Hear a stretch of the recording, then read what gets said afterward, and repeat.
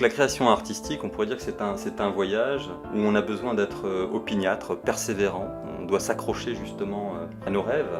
Et ce chemin, cette connaissance est long. Il n'y a aucun raccourci qui mène à la connaissance de la création divine, c'est-à-dire à utiliser la matière de manière spirituelle.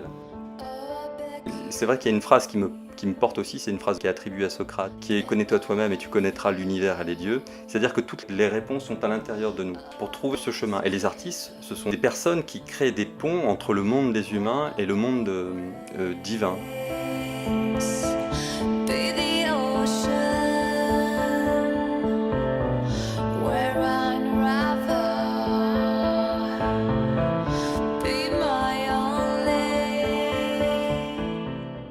Je m'appelle Jean-Sébastien Roth, je suis professeur fondateur de l'atelier de sculpture de la ville de Puteaux depuis 1997. Ça fait donc bientôt 20 ans que j'enseigne les techniques traditionnelles de sculpture, modelage, moulage et plâtre direct. Donc là, regarde, je vais prendre la matière, je vais la mettre ici.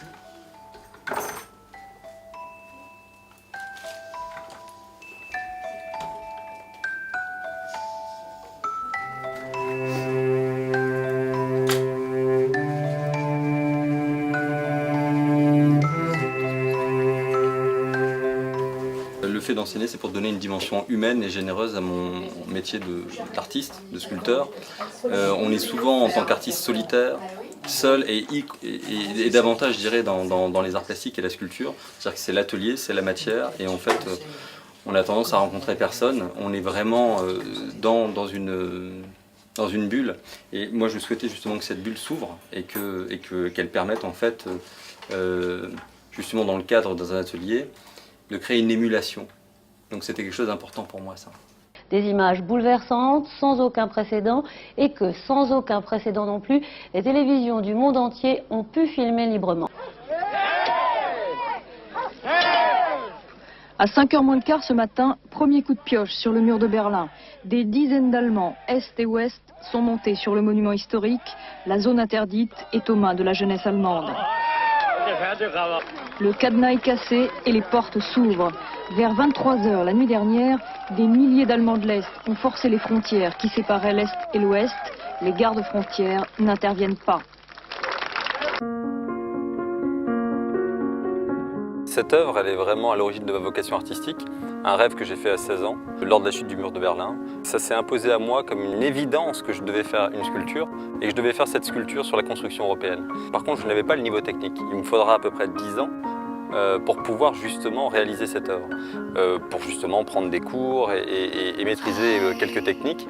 Et je vais quand même passer 2 ans sur cette œuvre, 1 an et demi pour le modelage, 6 mois pour le moulage, que je vais faire dans mon atelier à Drancy.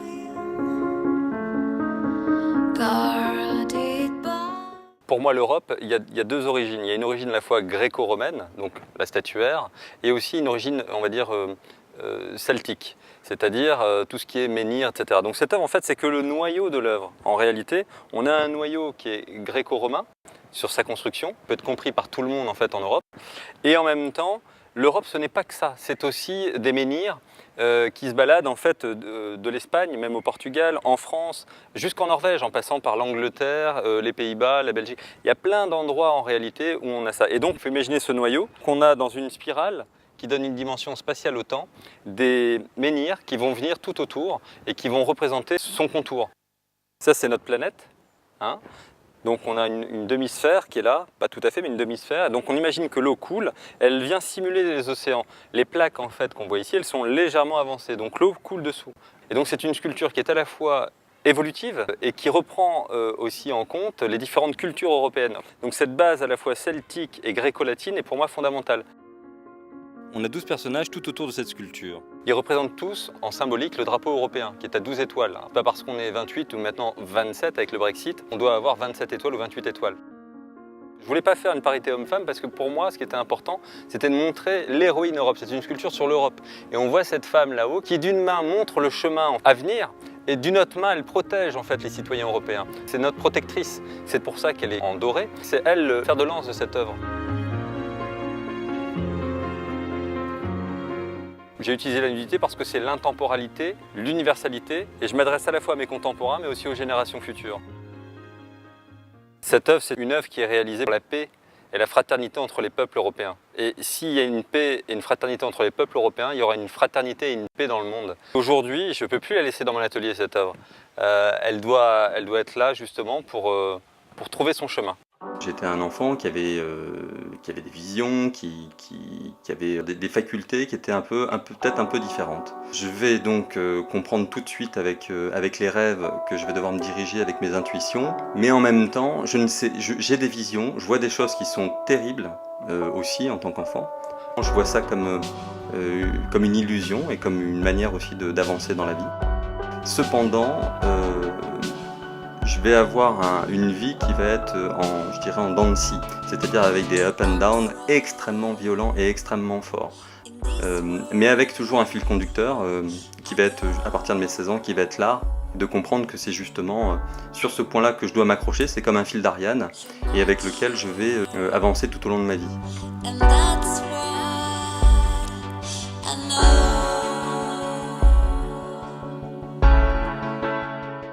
C'est une œuvre en hommage aux victimes du World Trade Center et notamment des 343 pompiers qui sont morts au feu.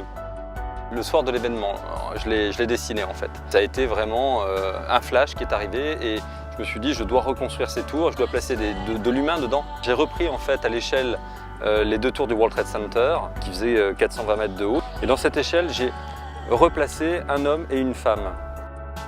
Alors on a une femme nue qui est au premier plan, qui a les mains attachées. Alors c'est un peu la privation de liberté. Ce sont les personnes qui n'ont pas pu sortir, qui se sont retrouvées vraiment piégées. Le bandeau qui est sur les yeux, les victimes aveugles du terrorisme, puisqu'on a un personnage qui est un homme, qui lui a une couronne. Et cette couronne, en fait, elle est liée à la couronne qu'on a sur la Statue de la Liberté et qui représente les liens d'amitié et de fraternité qu'il y a entre la France et les États-Unis.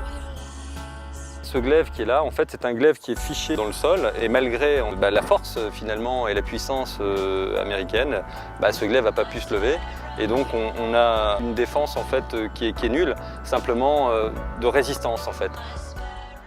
En 2004, première exposition à Puteaux, au Palais de la Culture, j'ai reçu la médaille d'honneur de la ville et en même temps j'ai reçu la médaille du mérite philanthropique.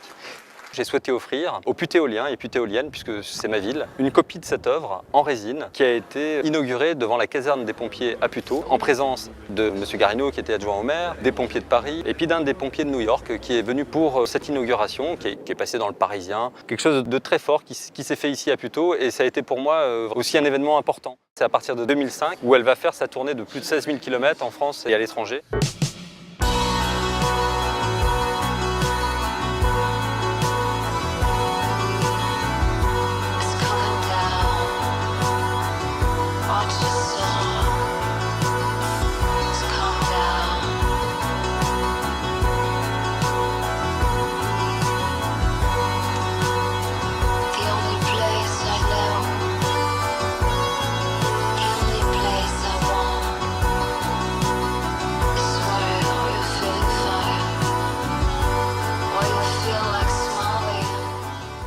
Elle est aussi présente au Palais de l'Élysée, puisqu'elle a été acceptée par le président. Et je suis très heureux qu'elle soit dans les salons privés de l'Élysée. J'aimerais aujourd'hui que cette œuvre trouve sa place vers le cœur des Américains.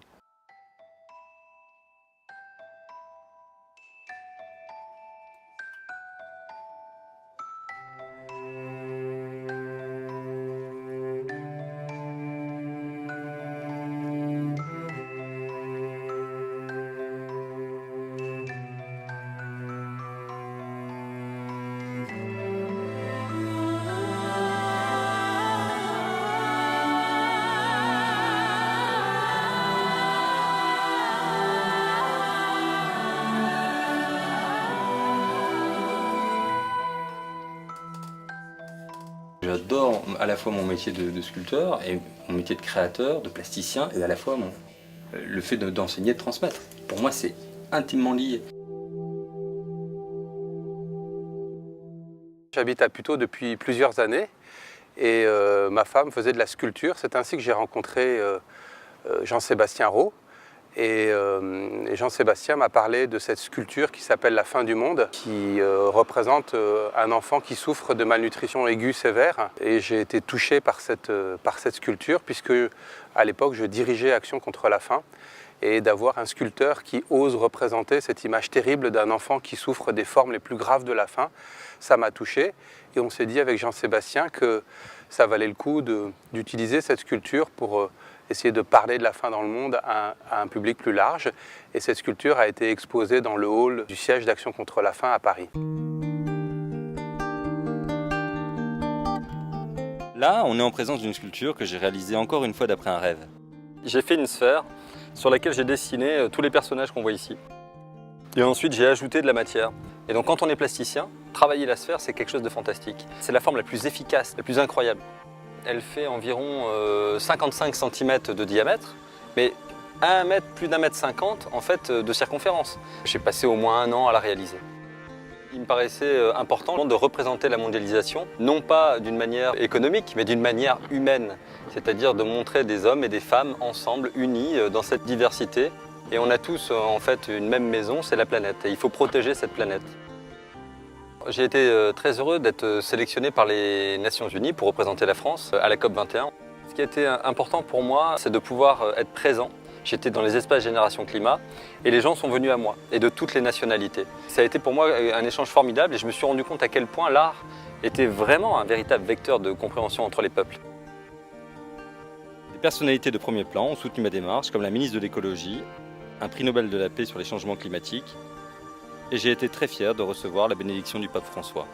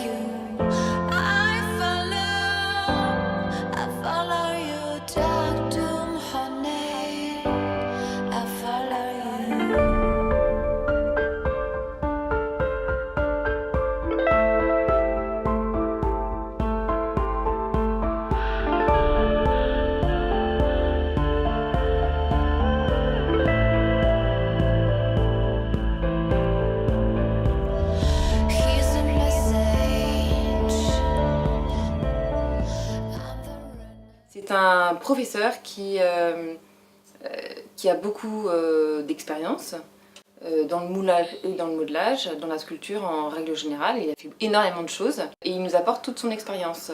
Ce qui est vraiment intéressant, c'est qu'il y a aussi toute une réflexion, lui, sur la manière dont il voit la vie, qu'il nous fait partager. Ce que j'aime aussi, c'est que c'est un artiste qui est inscrit dans notre époque contemporaine et donc qui s'implique dans des projets qui ont du sens et qui portent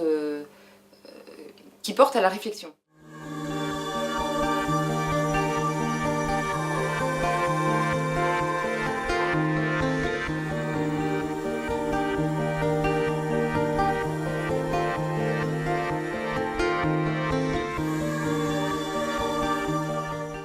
C'est une porte spirituelle que j'ai réalisée en 2012. Il me paraissait vraiment essentiel de montrer que toutes les spiritualités du monde se rejoignent, puisque si l'homme est religieux, Dieu est amour. Donc il n'y a qu'un seul Dieu, à mon sens. J'ai essayé de donner à chaque région en fait, ses principaux courants religieux ou spirituels.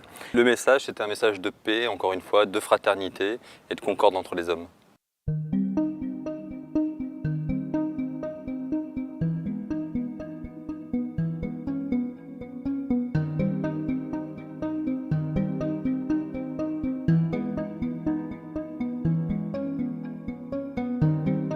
L'atelier, c'est aussi un cadre dans lequel les élèves peuvent se donc rencontrer, discuter, et donc j'organise en cours d'année des petits repas, des petites fêtes entre guillemets, de manière à ce que je puisse réunir tous mes groupes, tous mes cours, que les gens puissent justement partager leur passion commune pour la sculpture.